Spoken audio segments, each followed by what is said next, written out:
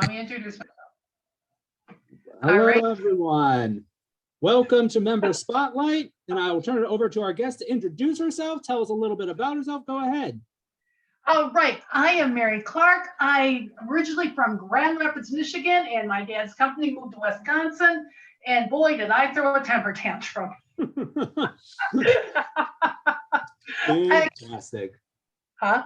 I said fantastic, right? It's always good to throw temper tantrums. And so, Mary. Yes. Hey, what do you expect? I was a teenager. Yeah, you know, it works. But Mary, how long have you been a member of Temple of Aaron?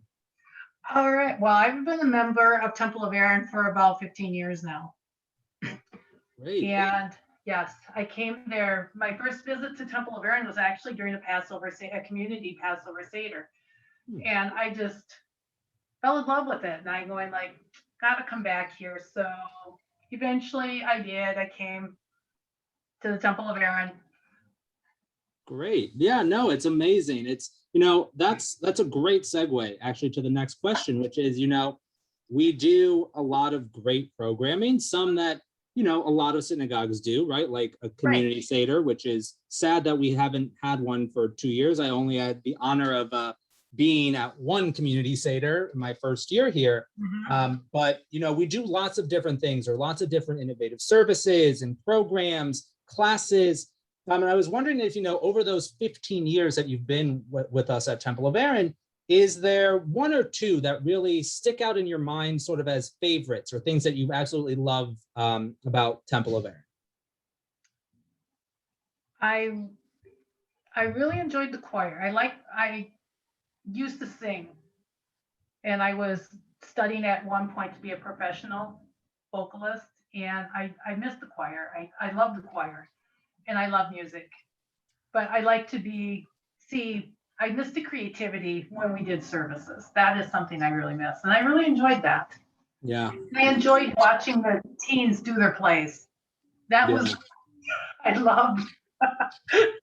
Yeah, their plays are amazing. And the fact that they were even able to get one this year, you know, chopped through with different videos and all this and that, it was very different. But yeah, the plays, really have a special place in my heart because I think, as you know, like my father and my mother were here many moons ago. And when my father moved to St. Louis, my mom was in charge of the youth commission for the youth department. And she had this idea of saying, you know what was really successful at Temple of Aaron was the youth plays. And so my mom brought that idea from here, and we started doing plays also when I was in 4th grade. I was part of the cast or the crew. I was in charge of opening and closing the curtain. And then the following year, I made my stage debut as Benjamin in Joseph. And so we did them every single year, but it was because of Temple of Aaron that we in St. Louis and my dad's congregation even did them. So the plays really are amazing, and the kids, what they do with it, it's great. And I also love music and was part of choirs and stuff. So I do have a special place in my heart for all of that. And so the pandemic has definitely meant that life for the past year and a little bit has not been normal. And that meant that we were missing out on doing lots of things, right? And so we missed out on seeing family. We missed out for the good part of the year, you know, maybe going out to a restaurant or eating out at some place, right? And those are some of the things that when we were dealing with the pandemic were what we anticipated missing, right? We anticipated missing those things. But as time has gone on, I think there are the things that we didn't anticipate missing. So like one of the examples that I always use, one for me and one for April, is, you know, I never knew that I was going to miss seeing people's mouths when we're out in public, right? Because you can give a smile, right? And now we don't have that distant communication anymore. So now it's like an eye raise or something like that, but we can't smile just as a way of acknowledging someone.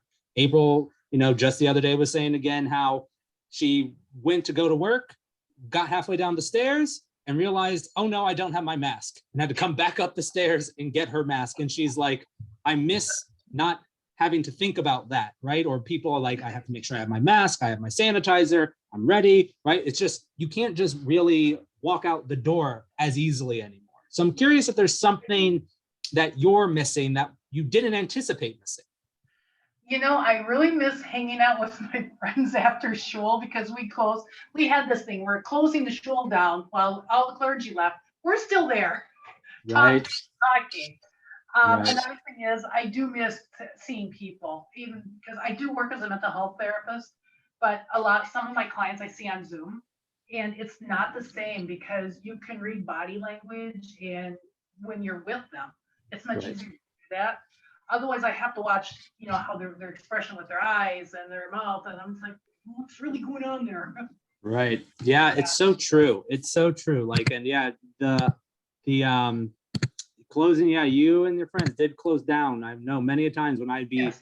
even after, we would have a speaker and we would have done the dessert and discussion and everybody else had left and I was going to, grab my water bottle that I We're still inevitably there. forgot on the bima, and you all were still there hanging out. Yep. And so, yeah, I miss being able to see that, right? Yeah. Like also, and I think even the idea of like a kiddish lunch, right? Like you just Mhm. sort of take those things for granted. Yeah, you do. And you didn't realize it, right? You didn't realize how amazing it Yeah. was to have that. And, maybe the only thing that one of the positive things, I don't want to say one of the only positive things, but one of the positive things is I think maybe coming out of this, we'll have a better sense of appreciation for some of those smaller things that Yeah. we didn't really realize. But not only that, I think we'll have a better appreciation of community Mhm. after all of this because I miss the community. I miss everybody. You and April and Ari and Rabbi Fine and Josh, and I miss them. Right.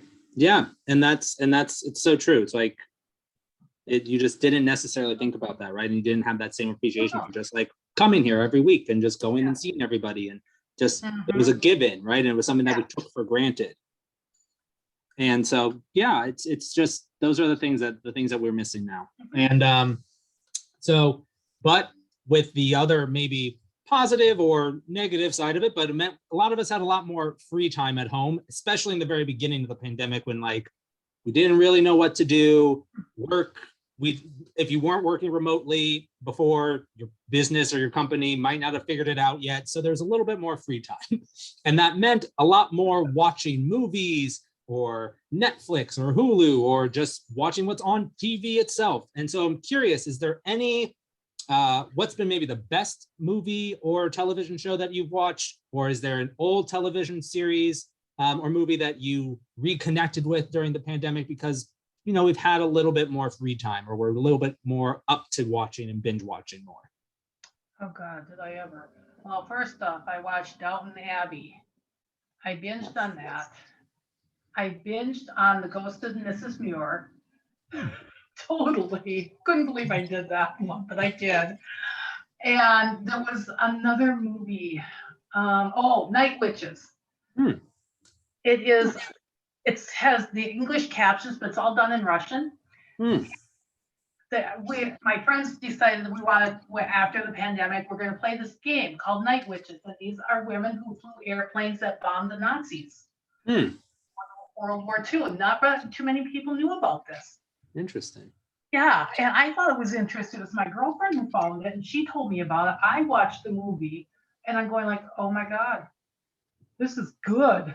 I didn't know this. These women had to put up with all kind of sexual harassment, everything, and they had to fly the worst planes, and yet they still, were willing to go out there and defeat the Nazis. Wow. That's great. Yeah, I didn't know about that. And I'm a history nerd person. That was my major in college. And I had not even heard about that. That's really fascinating. Yeah. It's really amazing. And the things that you find, so one thing I do is I like documentaries, and I can't even think about all the different ones that I've watched or had on in the background. But, when they just suggest something, I'm like, oh, that does look interesting. And I'll watch it. It'll be on the most random topic, but I'll watch it. The thing that I've done now is I'm a big fan of Law and Order. That was like a show that I grew up watching with my mom and all that. And so we really loved Law and Order SVU. So I watched a lot of that. And then just about 3 weeks ago, I came across on one station, the original Law and Orders, right? The ones that actually started it all, which are no longer running, but the original one that started it all. And I'm like, you know what? I feel like I haven't seen a lot of these, and I'm repeating on, the third time of watching the same episode of Law and Order SVU. So now I have Law and Order that's on in the back when I like sometimes I'm doing stuff. And so that's been my new one that I've reconnected with for sure. But besides binge watching was also perhaps binge shopping as a trait and thing that people were doing during the pandemic. As I said to you before we got on and recorded, you know, it's so sad that so many businesses aren't doing great, but Amazon has continued to flourish and probably have done even better these days. And that's because of all the online shopping. So is there, what's been maybe the best purchase that you've made, the most practical purchase you've made, maybe the oddest purchase you've made that during the pandemic, or the thing that you got most excited about buying during this time? Okay, well, to me, it's a good purchase, but I found this mask that was made by Anne Klein with matching earrings. I had to buy it. Nice. I just had to get it. So That's I nice. bought that mask. And one of them is I ordered some things offline for, you know, because I moved into my apartment during the pandemic when it started. So I needed things. So I ordered cleaning supplies. I ordered groceries. They sent me the wrong one. And I'm just like, crap. I know, right? It's so crazy. That's something that we've done too, right? I never did we order our groceries because we belong to Whole Foods. We go to Whole Foods a lot through them, obviously through Amazon. And then a couple like in the middle of it were like, oh, this is really nice and convenient. And it's really fantastic that happens. And they, you know, brought us our order today. And that's been really interesting. The other thing that the purchase I made that I was most excited for was as the summer, I think, you know, or last summer, I guess, we got a dog. And so that was a great addition. I don't like to say the dog is a purchase necessarily, but it was a great addition to the family. But with that addition means there's a lot more hair in our apartment. Exactly. And so for my birthday, I bought myself, and this is how I said, you know, you're an adult when you're very excited about buying a vacuum cleaner. So I bought the Shark like pet away like vacuum cleaner, and it was the best purchase I've made. I almost want to say ever, because now with having a cat, a dog, and a 5-year-old, there's a lot of stuff that ends up on the ground. So we're very happy that we made that purchase. And then, yeah. And so the other thing that people did is they were trying to, in addition to shopping, in addition to binge watching, is people were trying to, I think, sometimes fill their empty time or their free time with a skill or a hobby, because people were starting to feel bad about watching TV all the time. And so I'm curious, is there a skill or hobby that you have either tried to pick up, or is there one that you already had that that you sort of leaned into even more and decided to, you know, say, you know what, I'm going to do this now even more so because I have the time? So do you have one of those? I had 3 of them. Great. I did. I had 3. Couldn't believe it, but I did this. Yes. I used to draw. So I went back to drawing. I started doing sketches. And I decided, you know, I had trouble drawing cheese. I don't know why, but this time I go, oh my God, this is the perfect drawing of a cheese. I was happy. The other one is I've always had a goal to learn several different languages. So I already know a little bit of Hebrew. I know Spanish. I started studying Italian. Oh, wow. Yeah, but that was something I always wanted to do. I just wanted to every year learn a different language. So next year I'm probably going to try French. The other one is I took a class on medicine because I love medicine. I wish I would have became a doctor, but I didn't. So I started studying holistic medicine, where I'm learning about alternative herbs that you can use for treating minor diseases, nothing major. So and I started studying a little bit of anatomy. Wow. Well, you've had a very productive pandemic, even with the binge watching and the shopping. That is still I feel like way more productive than probably about 98% of us in the world. Like, I'm just like my professor said, you're an overachiever. And I go, yeah, I know. Good. That's a good thing to be an overachiever. Yeah, as I've said to you before, and also to almost all of the guests I've had on Member Spotlight, April's been making blankets left and right for people. And so that's been something she's been doing. We've also gone a little bit more into our cooking and trying to figure out, right, because we're vegan, so we always try and get a little bit creative. And so we've really leaned into that. And I I also was doing for a while was like infusing alcohol with like different flavors and making my own like homemade flavored alcohol. So that was also fun. So those have been some of the things that we've been doing, but not nearly as productive as learning another language by any means. I'd like to learn how to make alcohol. I used to do that with my dad. My dad used to make wine. Oh, wow. Yeah, and I honestly wish I would have kept that up. Yeah, well, I'm going to be right after Passover. April for my birthday bought me a home beer making kit. And we just kept delaying. And then finally, when I was about ready to start doing it a couple weeks ago, I was like, maybe it's not the best idea for me to make beer when we are 2.5, 3 weeks out of Passover. Yeah. So what we're going to do is right after Passover, we're going to make our home brew. That way it can sort of be like the post-Passover activity that we do the next day.